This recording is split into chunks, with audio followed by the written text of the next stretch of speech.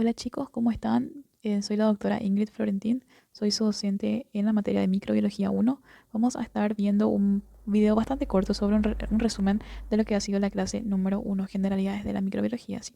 Entonces quiero que tengan en cuenta que este video no es para basarse para rendir el examen, ¿sí? Porque hay mucha información que no voy a mencionar aquí y que mencioné en la clase. Entonces, nada más que es un resumen y una herramienta del aprendizaje para que puedan complementar su lectura, ¿sí?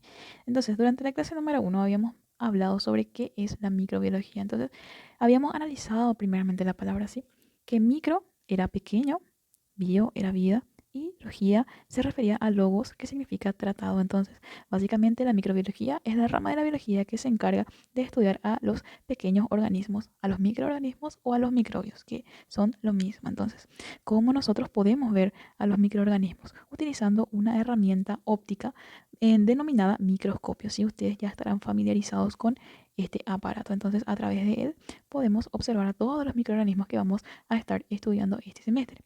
Entonces, ¿cuáles son los grupos de microorganismos que vamos a estudiar de esta vuelta, ¿verdad? Principalmente son tres. ¿Sí?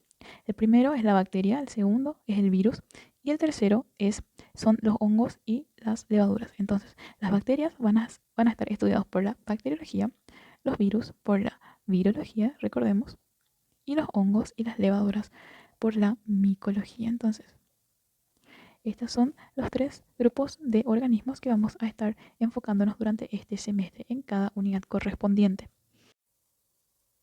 Bueno, de acuerdo al Stanch, que es nuestro libro base, él clasifica a los protistas en dos grupos celulares, que son principalmente los procariotas y los eucariotas. Entonces, recordemos que los eucariotas son células con una estructura celular bastante avanzada, ¿sí? Entonces, recordemos que la palabra eu significaba verdadero y carios significa núcleo. Entonces, son células que se caracterizan por tener una membrana nuclear que protege a su ADN, en contraste con los procariotas, los cuales tienen una estructura celular bastante primitiva, ¿sí? Entonces los procariotas lo dividen nuevamente en bacterias y arqueas. Recordemos, chicos, que no todos los microorganismos son patógenos. Existen microorganismos apatógenos, que significa apatógenos que no causan la enfermedad en los humanos y en los animales. Entonces, ¿cómo nos vamos a referir a los que realmente, específicamente a las bacterias, ¿verdad? A los que realmente causan la enfermedad en los animales o en los humanos? Vamos a referirnos con este término que sería eubacteria, ¿sí? Eubacteria. Entonces, eu significa verdadero, recordemos eso, ¿sí? Y las arqueas se refiere a los microorganismos o a los procariotas que se encuentran viviendo en el ambiente, que no necesariamente también van a ser patógenos, ¿sí? Luego tenemos las estructuras de los procariotas. Recordemos que tiene básicamente cinco estructuras importantes, que son la pared celular, la membrana plasmática, el citoplasma, los ribosomas y el material genético, ¿sí? En esta imagen podemos identificar, así que podemos ver el citoplasma, el ribosoma, el nucleoide, la pared celular y la membrana plasmática, ¿sí? Acá vemos una palabra bastante confusa que dice nucleoide. ¿Qué significa? Esta palabra, esta parte de la palabra oide, significa básicamente falso. ¿Sí? Entonces no es realmente un núcleo, sino que es un área nuclear donde el material genético se agrupa así, más no está protegido por ninguna estructura membranal, nada más que está ahí flotando en el citoplasma. Luego tenemos a los eucariotas. Los eucariotas son estructuras celulares mucho más complejas que tienen básicamente este tipo de materiales, ¿sí? Membrana plasmática, citoplasma, ribosomas, mitocondria, núcleo, retículo endoplásmico rugoso y liso y aparato de Golgi. Entonces podremos identificar aquí en la imagen donde vemos nuestras mitocondrias, ¿sí? Las cuales se encargan de la formación de ATP, o sea, energía para nuestra célula, aparato de Golgi. También tenemos la membrana plasmática, los ribosomas, el citoplasma, el retículo endoplásmico rugoso y liso, recordemos los dos, y el núcleo, ¿sí? Acá podemos ver que el núcleo está bastante definido por su membrana, ¿sí? Entonces es por eso que nosotros la clasificamos como eucariota, eu verdadero, y carios o cariota refiriéndose al núcleo. Luego tenemos ciertas diferencias entre eucariotas y procariotas. La principal diferencia siempre va a ser el núcleo, ¿sí? Recordemos que los eucariotas van a tener un núcleo verdadero.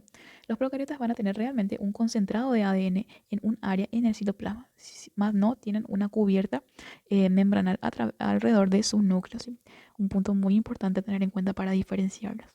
Las organelas de los eucariotas van a estar limitadas por membrana. Sin embargo, en los procariotas no van a tener membranas y mucho menos el área nuclear no va a tener una membrana nuclear. Entonces, una similitud es a través de la movilidad, ¿no? Entonces la movilidad de los eucariotas va a ser a través de flagelos o cilios y de los procariotas de la misma forma. Entonces una similitud bastante interesante, ¿no? Entonces luego tenemos las estructuras celulares que serían de los eucariotas. Se va a basar en las mitocondrias, el retículo endoplásmico rugoso y liso, el aparato de Golgi y los ribosomas. Y los procariotas que básicamente tienen ribosomas, pero estos ribosomas son más pequeños en comparación a los eucariotas, que es un punto a tener en cuenta, ¿sí? Luego, en relación a la reproducción de los eucariotas y procariotas, ¿no? Entonces, habíamos mencionado que los eucariotas se multiplican a través de la fusión de los gametos. Recordemos que los gametos eran las células sexuales. En relación al macho, era el espermatozoide y la hembra era el óvulo. Entonces, estas dos células se unen y forman un cigoto, recordemos. Entonces, ¿a qué se refiere con haploide? Se refiere a la mitad de la carga genética, ¿sí? Entonces, el padre va a aportar la mitad de la carga genética, que le vamos a llamar N, y la madre la mitad de la carga genética. Estas células van a ser haploides, ¿sí? Haploide significa mitad de la carga genética. Luego de la fusión de los gametos va a producirse un cigoto que será diploide. Entonces, el N más N va a ser básicamente 2N, o sea, diploides. Entonces, un punto a tener en cuenta en relación a la reproducción. Sin embargo, los procariotas se van a dividir a través de fisión o división. Recordemos sobre la mitosis, ¿sí? La mitosis era cuando una célula madre se divide en dos células hijas, las cuales son exactamente iguales entre sí y exactamente iguales entre la madre con la madre, ¿sí? Entonces, bastante interesante esta característica de los procariotas. Y los eucariotas, a quienes comprende principalmente a algas, a protozoarios y a hongos. Y los procariotas a las bacterias, ¿sí? Bueno, la microbiología tiene varias áreas de acción, las cuales son principalmente 6, ¿sí? La general, la industrial, la ecológica, la sistemática, la agrícola y la médico-sanitaria. En microbiología veterinaria, las áreas de la microbiología que más nos van a interesar van a ser la general, la sistemática y la médico-sanitaria, ¿sí? Si bien las otras áreas son también bastante importantes, en lo que refiere a veterinaria, estas tres van a ser nuestro enfoque, ¿sí? Entonces, la general va a hablar principalmente sobre las características estructurales, funcionales y fisiológicas de los microorganismos, ¿sí? La microbiología industrial va a analizar cómo se utilizan a los microorganismos para la industria, principalmente la industria alimentaria. Si recordemos las levaduras, que eran un ejemplo para la elaboración del pan o la fermentación de la cerveza. También la microbiología ecológica, donde busca darle una relación a los microorganismos que se encuentran en el ambiente para su mejoramiento, ¿sí? Luego tenemos la microbiología sistemática, que intentaba darle un orden a los microorganismos en que van siendo descritos, ¿sí? Le da clasificaciones como dominios, órdenes, reinos, etcétera, ¿sí? Entonces, todo tiene un orden. Entonces, la microbiología sistemática intenta darle un orden en función a ciertas características, ¿sí? Principalmente características morfológicas, fisiológicas, genéticas y ambientales, ¿sí? Entonces, tenemos que tener en cuenta para darle un orden, ¿no? Entonces, también la microbiología agrícola, donde se utiliza en la agronomía. Claro está que existen bacterias también en el suelo, las cuales era un ejemplo que había dado en clase, ¿no? Que utilizan el nitrógeno para poder darle nutrientes a la planta, ¿sí? Entonces, los microorganismos no son seres aislados, sino también se relacionan con otros, en este caso, como había mencionado, con las plantas, ¿sí?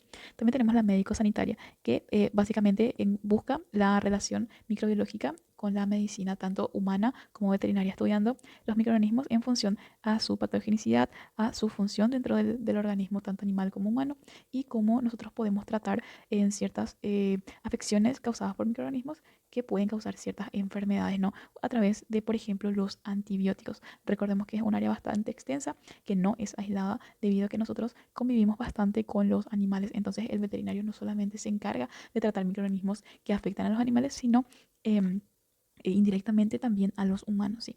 Tengamos en cuenta que hablamos sobre las enfermedades zoonóticas. Una de ellas, el gran ejemplo, era la leishmaniasis, ¿sí? Entonces, microbiología se relaciona también con otras ciencias, y entonces la microbiología es muy básica para comprender otras ciencias que vamos a estar dando durante el año, y principalmente genética van a estar dándolo en los años siguientes, también química, biología, fisiología, patología, enfermedades infecciosas, inmunología, salud pública y bromatología. Durante el transcurso de la materia ustedes van a ir dándose cuenta que la microbiología es la base para la comprensión de muchas otras materias. Entonces, chicos, a full, por favor, con microbiología, intenten entender todo lo que puedan, y si tienen alguna duda, por favor, avísenme, acérquense a mí, comuníquense conmigo, no hay problema con eso. Entonces, hasta acá el video. Entonces, muchísimas gracias por escuchar. Chau, chau.